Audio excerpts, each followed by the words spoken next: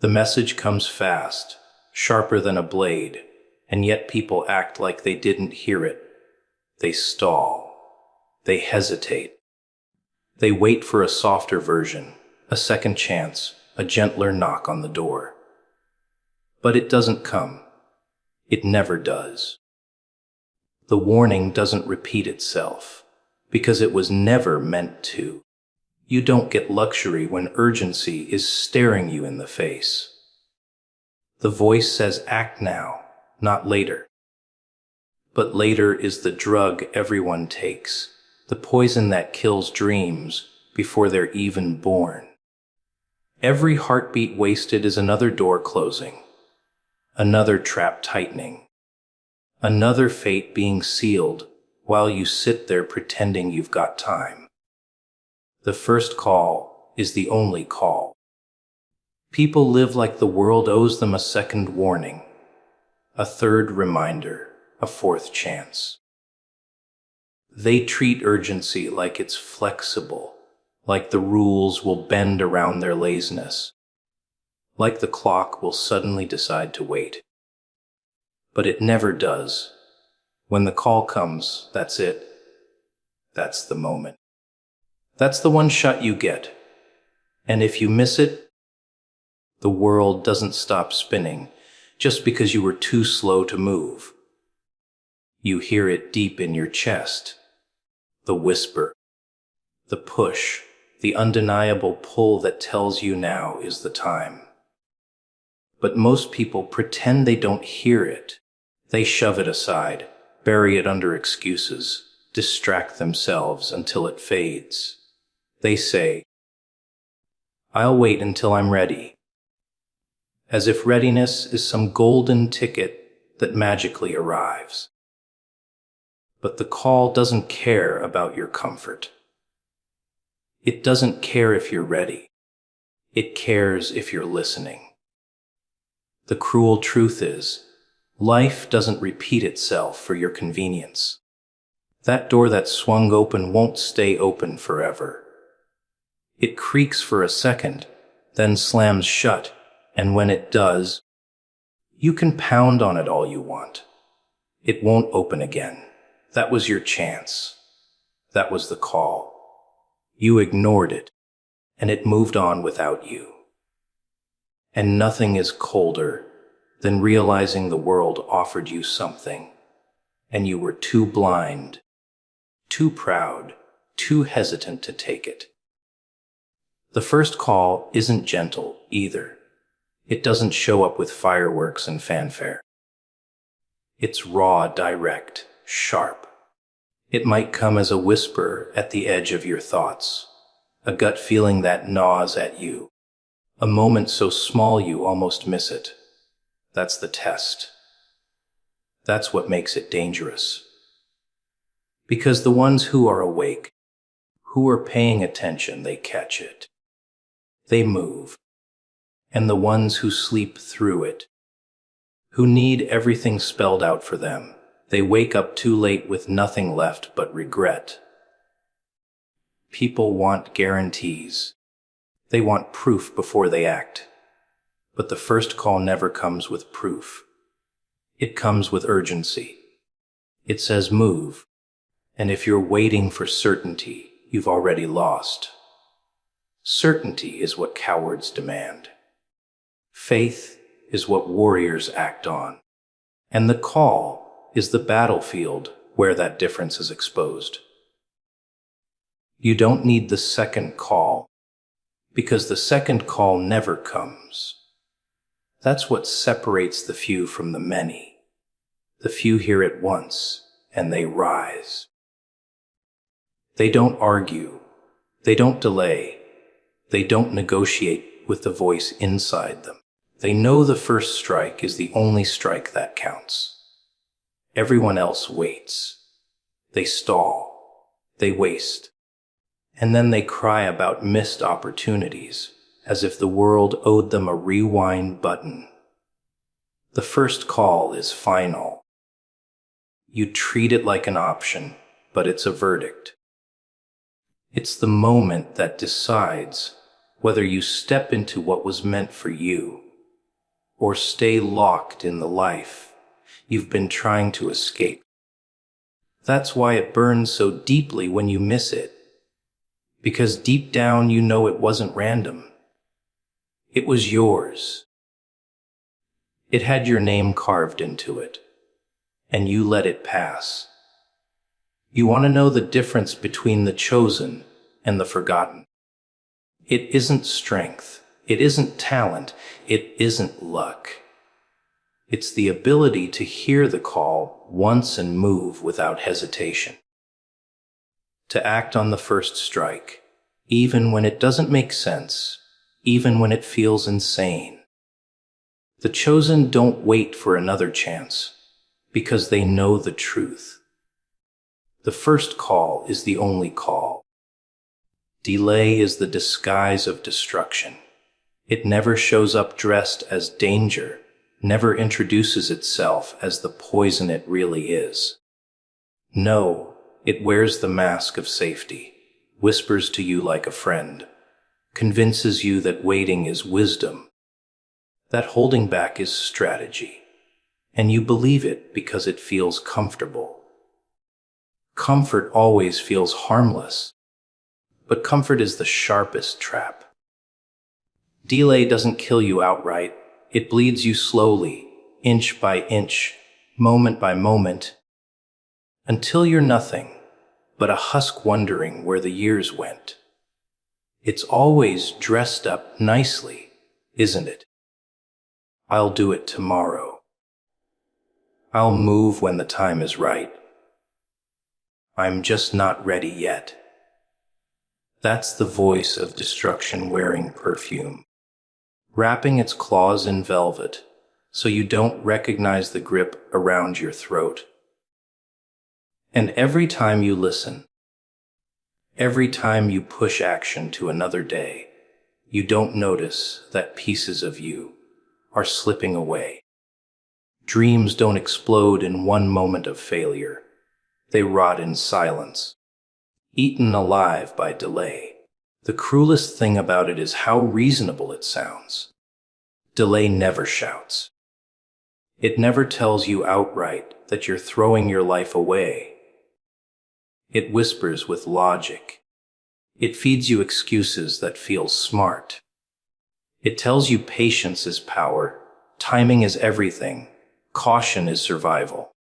And maybe sometimes that's true, but most of the time it's a trick, a disguise. Because while you're waiting for the perfect moment, the moment has already moved on. Someone else has already taken it, and you're left with scraps. Delay is destruction, because it convinces you the enemy is outside, when really the enemy is inside.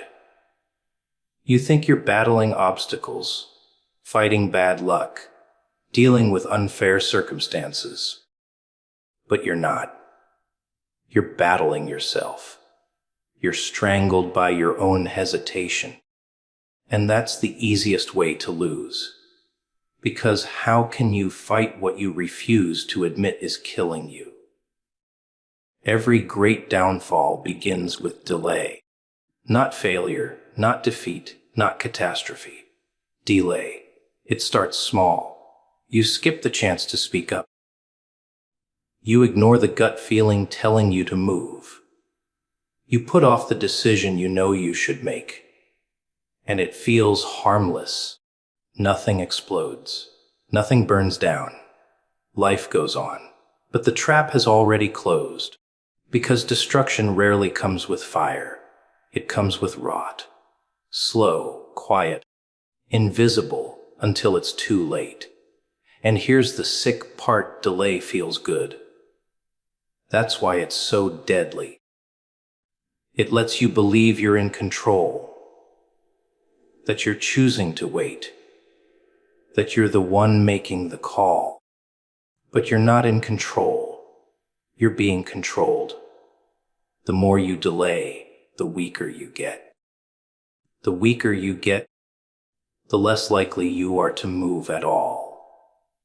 And then you wake up one day, staring at the ruins of your life, wondering how you lost everything without even realizing it. Destruction doesn't always crash in through the window. It often knocks politely at the door, disguised as delay. It doesn't demand your surrender. It convinces you to hand it over. That's the genius of it. It doesn't fight you, it seduces you. And you walk right into its arms. The truth is, delay is the quietest weapon. It doesn't need force. It doesn't need chaos. All it needs is your agreement. And most people give it freely. They give up their destiny, their potential, their freedom, all for the illusion of safety that delay offers. They'd rather wait for tomorrow than risk today. And by the time tomorrow arrives, destruction has already made itself at home, sitting comfortably in the place where their future should have been. Hesitation hands your power to the clock. Every time you pause, every time you hold back, every time you stand frozen when you should be moving, you're not just losing time, you're giving it away. The clock becomes the master, and you become its servant. People like to think hesitation is harmless, that it's just a little pause, just a small delay. But hesitation is a transaction, and what you're trading is control. For every second you wait, the clock grows stronger, and you grow weaker. The cruel trick of hesitation is how innocent it looks. It doesn't feel like surrender. It feels like caution, like thoughtfulness, like being careful. You tell yourself you're avoiding mistakes. You're waiting for clarity. You're protecting yourself from risk. But what you're really doing is placing your life in the hands of the ticking second hand. And the clock doesn't care about you. It doesn't slow down to let you catch up. It doesn't pause because you're nervous. It takes what you give it relentlessly, mercilessly, until there's nothing left to take. Hesitation is the weapon of the clock. It doesn't need to chase you. It doesn't need to fight you. All it needs is for you to freeze. The moment you hesitate, the moment you doubt, the moment you let fear tie your hands, the clock wins. Because while you're standing still, time isn't. It's running. It's racing. It's ripping away opportunities, sealing doors, erasing options. And when you finally move, when you finally decide, you find out the path you wanted is already gone. Not because it wasn't meant for you, but because you hesitated. Think about it. Every great loss in life, every regret that haunts people when they're alone, starts with hesitation. The job they didn't take, the words they didn't say, the leap they didn't dare. It wasn't failure that killed them. It was the moment they paused, the instant they gave their power away to the clock and assumed it would wait for them. But time doesn't wait. It doesn't negotiate. It doesn't bargain. The clock takes everything you refuse to claim and it gives it to someone else, someone who didn't hesitate. The sick part is that hesitation feels like control. You stand there, telling yourself you're in charge, that you're waiting for the right move, that you're being smart, but that's the illusion.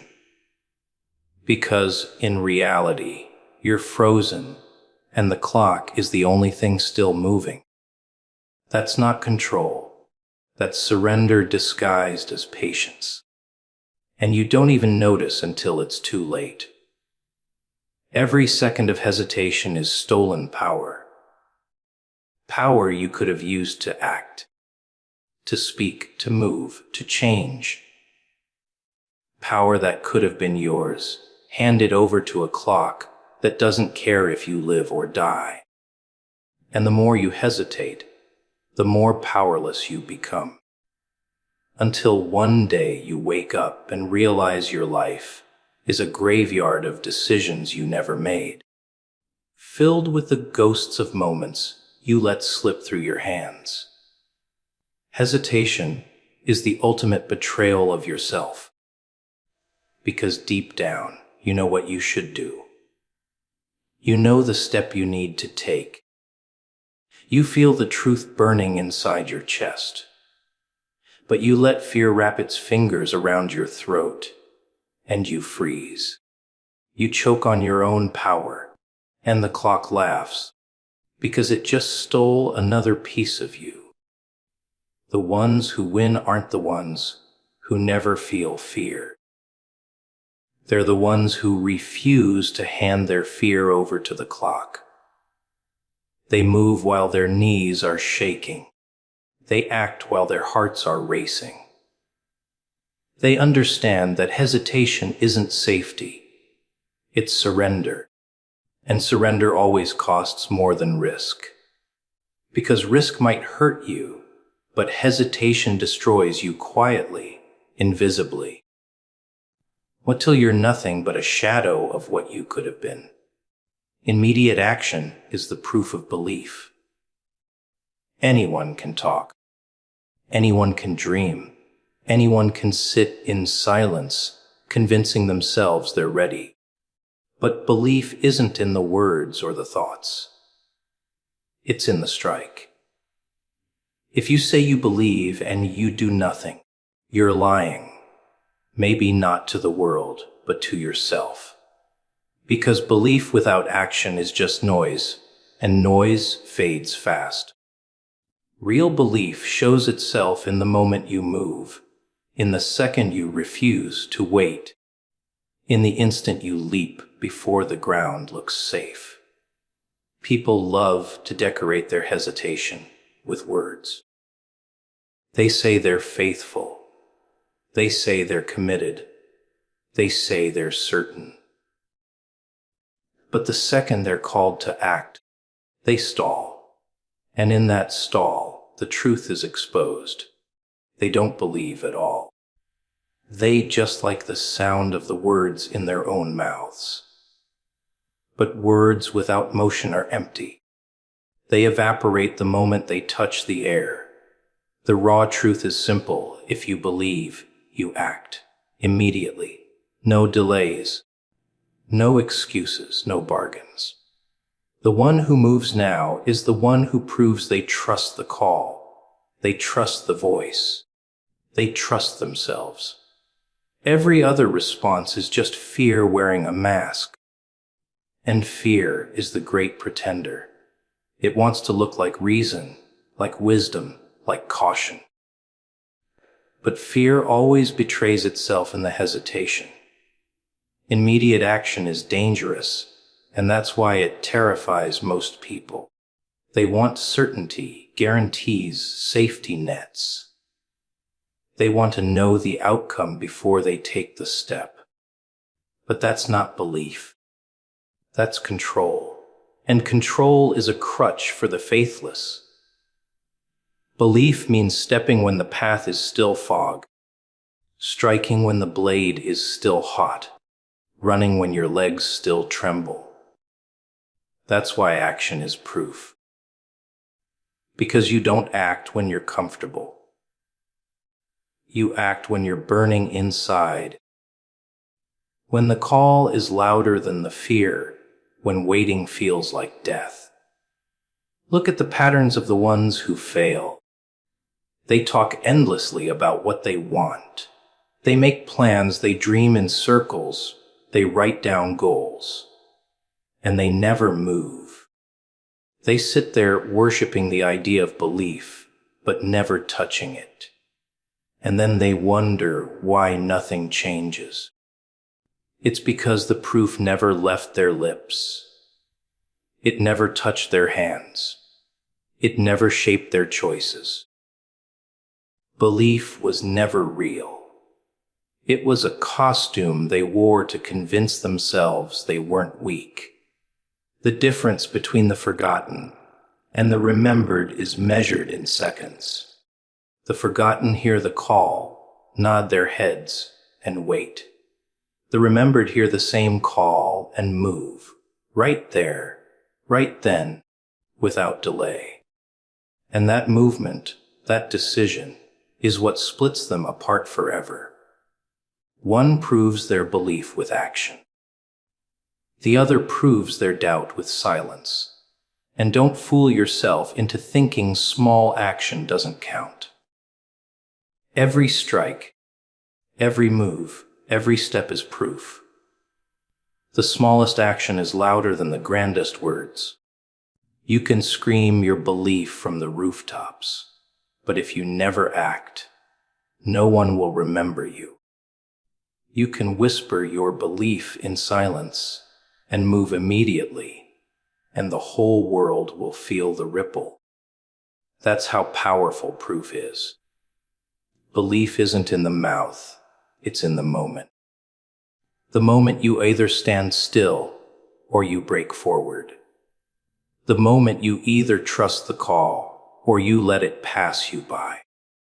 People think belief is about what they feel, but feelings are cheap.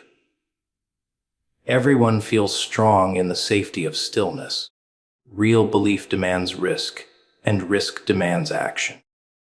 That's why the clock tests you the second the call arrives. Because hesitation reveals weakness, but immediate action proves strength. If you believe, you don't ask how. You don't ask when. You don't ask why. You move. And that movement is the only evidence the world respects. Because action is undeniable. You can argue with words. You can debate with feelings. But you cannot ignore action. It carves itself into reality. It leaves scars that no one can erase. And the one who moves immediately is the one who proves that belief isn't just a thought. It's a force. Later is the graveyard of opportunity. It sounds harmless, doesn't it? Later. Such a soft word. It doesn't sting, it doesn't threaten, it doesn't alarm. It comforts.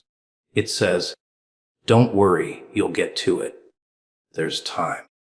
Just not now. But hidden inside that word is a coffin waiting. Every time you say, later, you're digging a grave for the chance that stood in front of you.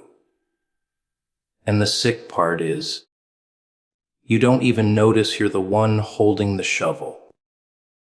People love to think time is generous. They love to imagine that tomorrow will be the same as today, that chances will line up politely, waiting for them to be ready. But tomorrow is a liar. Tomorrow is a thief. Tomorrow buries everything you didn't claim today. And by the time you reach for it, the dirt is already packed tight over the opportunities you let slip, and you can't dig them back out. Every dream that dies doesn't vanish in fire. It suffocates in the word later. Later is the excuse for every failure, every regret, every broken plan. Later convinces you that delay is harmless, that waiting is wise, that nothing is lost by pausing, but everything is lost. Because opportunity doesn't stand still. It's alive. It's moving. It's slipping past you while you're staring at the clock, promising yourself you'll act when the stars align. By the time you look up, the stars have moved, and the moment is gone. And don't think the graveyard of opportunity is empty. It's crowded. It's filled with the corpses of ideas never acted on, words never spoken, risks never taken. The graveyard is littered with what ifs and almosts, with the ghosts of people who had everything in their hands, but convinced themselves they could hold it tomorrow. You can almost hear the whispers if you listen closely enough, the echoes of later, haunting the ones who never woke up until it was too late. The cruelest thing about later is that it feels safe. It feels like you're in control. You tell yourself you're not saying no, you're just saying not now. But later is no dressed in disguise. It's refusal wrapped in comfort. Because when you push something off to tomorrow, you've already killed it. You just don't bury it until you wake up and realize tomorrow didn't bring it back. Every great loss in life can be traced to that word. The chance to speak when silence was easy. The chance to act when waiting felt smarter. The chance to leap when fear whispered to stay. People look back years later and realize the graveyard they're standing in is one they built themselves. And nothing is heavier than carrying the weight of your own buried opportunities. You don't get to escape the graveyard. Everyone walks through it eventually. But you decide how full it is. You decide how many tombstones bear your name. How many doors you slammed shut with hesitation. How many moments you strangled with the word later. Some people walk through and see only a handful. Others walk through and find miles of graves stretching into the horizon. And that sight crushes them. The truth is, there is no later. There never was. There's only now and the choices you make in it. Later is an invention, a lie you tell yourself to avoid the discomfort of risk. But while you wait for comfort, opportunity doesn't wait for you. It doesn't pause. It doesn't circle back. It finds someone else who doesn't hesitate. Someone else who understands the graveyard is built by cowards, not by the bold. Later buries everything you could have been. It doesn't ask permission. It doesn't need force. It just waits for you to whisper its name. And every time you do, another chance goes cold. Another dream is lowered into the dirt. Another part of you is lost to the graveyard of opportunity. Obedience without delay unlocks the unseen path. The moment you hear the command and act, you rip open a door that wasn't even visible a second ago. But the trick is speed. The trick is moving before your mind poisons the order with excuses, doubts, questions. The moment you pause, you smother the spark. The path doesn't appear to the hesitant. It only appears to the ones reckless enough to obey without delay. Most people think clarity comes first and action second.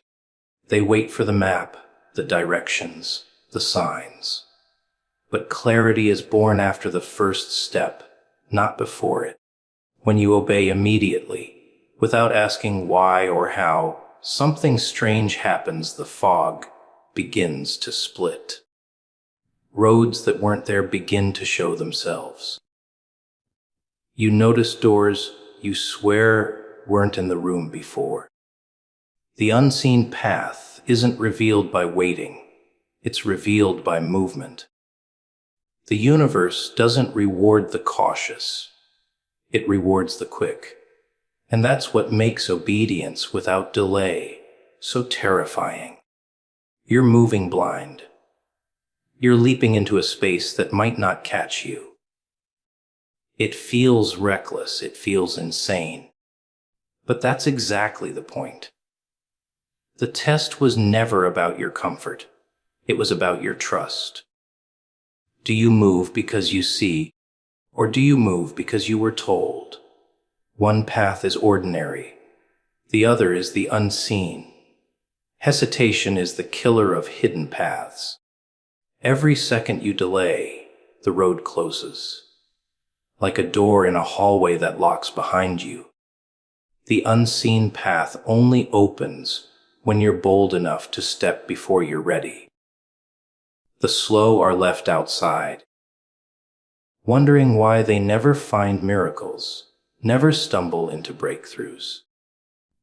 It isn't that the path isn't real. It's that they never obeyed fast enough to see it.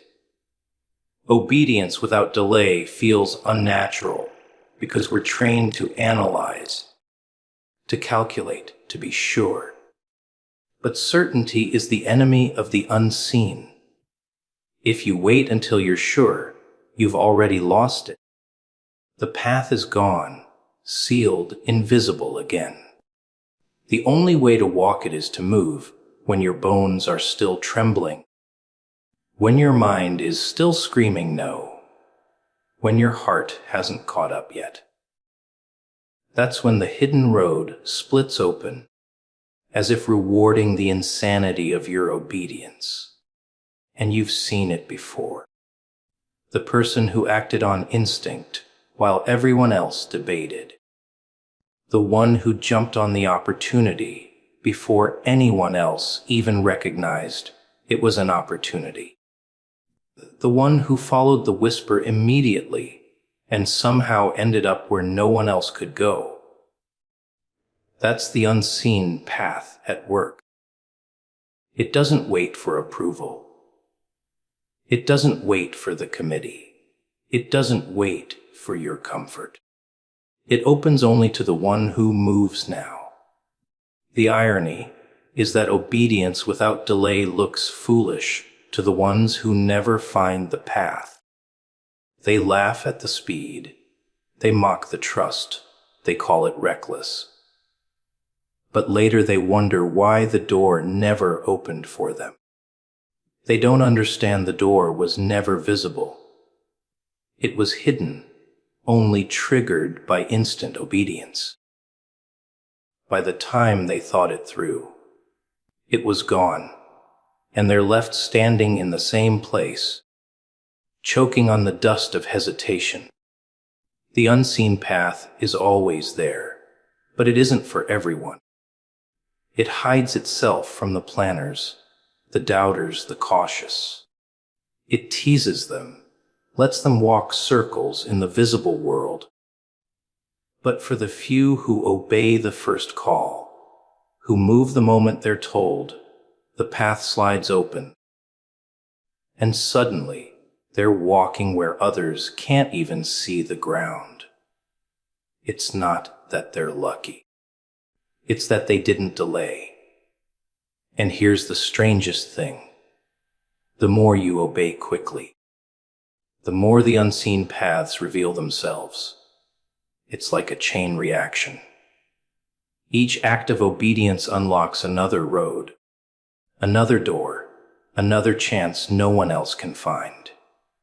The world begins to bend for the one who refuses to hesitate. To everyone else, it looks like magic.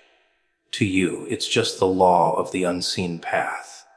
Move without delay, and what was invisible becomes visible.